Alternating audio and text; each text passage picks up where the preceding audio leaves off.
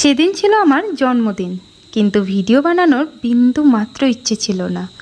প্রচণ্ড পরিমাণে mood of ছিল, কারণ সেদিনই আমাকে আমার বাবার বাড়ি থেকে শ্বশুর বাড়ি আসতে হয়েছিল। আর নিজের জন্মদিনে কে বা চায় তার বাবা মাকে ছেড়ে তার শ্বশুর বাড়ি যেতে? কিন্তু কী বা করার আছে, শ্বশুরবাড়ির এলাকা থেকে দুটো কেকের অর্ডার ছিল। মনের ভেতর একরাশ দুঃখ, কষ্ট, যন্ত্রণা, অভিমান, রাগ জমিয়ে নিয়ে সেদিন আমাকে জঙ্গিপুর থেকে লালগোলা আসতে হয়েছিল। বাস থেকে নামতেই মুষলধারে বৃষ্টি শুরু হয়ে যায়, তাই তাড়াতাড়ি ছুটে গিয়ে একটা দোকানে গিয়ে উঠি। দোকানে বসে বসে নিজের অজান্তেই চোখের জল ফেলেছিলাম, নিজের ভাগ্যকে দোষারোপ করেছিলাম। হঠাৎ বৃষ্টি থামতেই দেখি তোমাদের দাদাভাই এসে উপস্থিত।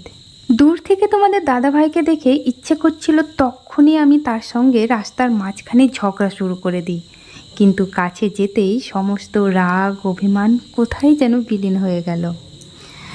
সে বলল, কি আজ তো তোমার জন্মদিন, কিন্তু আজ বাড়িতে ভেজ রান্না হয়েছে, তাই চলো তোমাকে নিয়ে কোথাও যাওয়া যাক। তো সেই মতো অনেক চিন্তা ভাবনার পর আমরা বিরিয়ানি খাওয়ার প্ল্যান করি, আর তারপরে বৃষ্টি ভেজা রাস্তা দিয়ে দুজনে বেরিয়ে পড়ি বিরিয়ানি খেতে।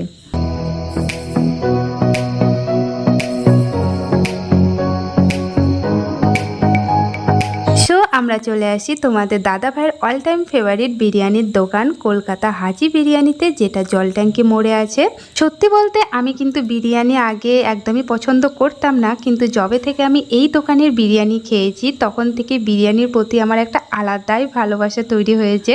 মানে আমাদের বাড়িতে যখনই বিরিয়ানির কোনো প্ল্যান হয় তখনই কিন্তু এই দোকান থেকে বিরিয়ানি পার্সেল করে নিয়ে আসি। তো মানে এই দোকানে বিরিয়ানি খুব খুব খুব ভালো লাগে আমার। তো এখানে এসে আমরা 2 প্লেট বিরিয়ানি অর্ডার করি, আর যেগুলোর প্রাইস ছিল 90 রুপিস করে। তো দেখো এখানকার বিরিয়ানির চিকেনের পিসটা কিন্তু যথেষ্টই বড়।